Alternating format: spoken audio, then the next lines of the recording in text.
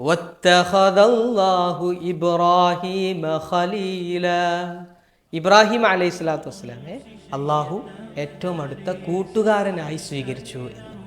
ഇബ്രാഹിം അലൈഹി സ്വലാത്തു വസ്സലാം മാത്രമാണ് പ്രവാചകന്മാരുടെ കൂട്ടത്തിൽ ഖലീലാണ് എന്ന് അള്ളാഹു വിശേഷിപ്പിക്കുന്നത്. ഏറ്റവും അടുത്ത ചങ്ങായി എന്നാണ് എൻ്റെ അർത്ഥം.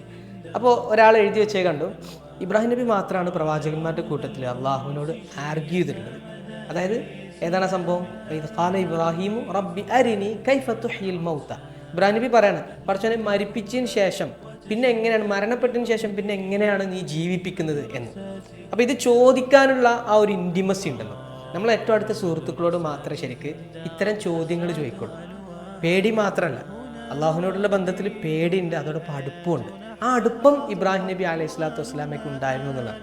അപ്പോൾ അള്ളാഹു വിശ്വസിച്ചിട്ടില്ല, അപ്പോൾ വിശ്വാസം ഇനിയും പൂർത്തിയായിട്ടില്ലേ? ഉണ്ട്, പക്ഷെ മനസ്സിലൊന്നുകൂടി ഉറപ്പിക്കാൻ. അപ്പോൾ അതിനുള്ള പരിഹാരമൊക്കെ അള്ളാഹു കാണിച്ചു കൊടുക്കുകയാണ്. അങ്ങനെ അപ്പോൾ ആ സുഹൃത്തുക്കൾ തമ്മിലുണ്ടാകുമ്പോൾ, അപ്പോൾ നമ്മളും നമ്മുടെ ചുറ്റിലുള്ള സുഹൃത്തുക്കളെ പറ്റി നമ്മൾ അനലൈസ് ചെയ്യുമ്പോൾ നിങ്ങൾക്ക് ചിലപ്പോൾ ചില സുഹൃത്തുക്കളെ പറ്റി തോന്നും, ഇവനെന്താ എപ്പോഴും ഇന്നെ ഇങ്ങനെ ക്രിറ്റിസൈസ് ചെയ്യുന്നത് എന്ന്. ശരിക്കും അവരാണ് നിങ്ങളുടെ യഥാർത്ഥ സുഹൃത്തുക്കൾ. നിങ്ങളുടെ മുമ്പിൽ വെച്ച് നിങ്ങളുടെ പോരായ്മകളെ പറ്റി നിങ്ങളോട് തന്നെ പറയുകയും എന്നാൽ മറ്റുള്ളവരോട് നിങ്ങളുടെ നന്മയെപ്പറ്റിയും സംസാരിക്കുന്ന ആളാണ് യഥാർത്ഥത്തിലുള്ള സുഹൃത്ത്. ചില ആളുകൾ നേരെ തിരിച്ചുണ്ടാവും, നിങ്ങളോട് എപ്പോഴും നിങ്ങളുടെ പോസിറ്റീവായിട്ടുള്ള കാര്യങ്ങളെ പറ്റി മാത്രം പറയും, പക്ഷെ നിങ്ങളില്ലാത്തപ്പോൾ നിങ്ങളുടെ അസാന്നിധ്യത്തിൽ നിങ്ങളുടെ നെഗറ്റീവ് സംഗതികൾ പറയും. അവരല്ല യഥാർത്ഥത്തിലുള്ള സുഹൃത്തുക്കൾ.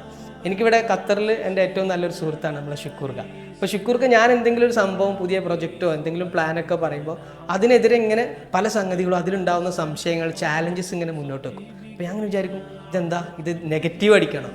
അല്ല, ഇപ്പോൾ നമ്മുടെ പർപ്പസ്, നമ്മുടെ വിഷൻ ക്ലിയർ ആക്കാൻ വേണ്ടിയിട്ട് ക്വസ്റ്റ്യൻസിലൂടെ നമ്മളെ ശക്തിപ്പെടുത്താൻ ഇത്തരം ചോദ്യങ്ങളോട് അദ്ദേഹം ചെയ്യുന്നത്.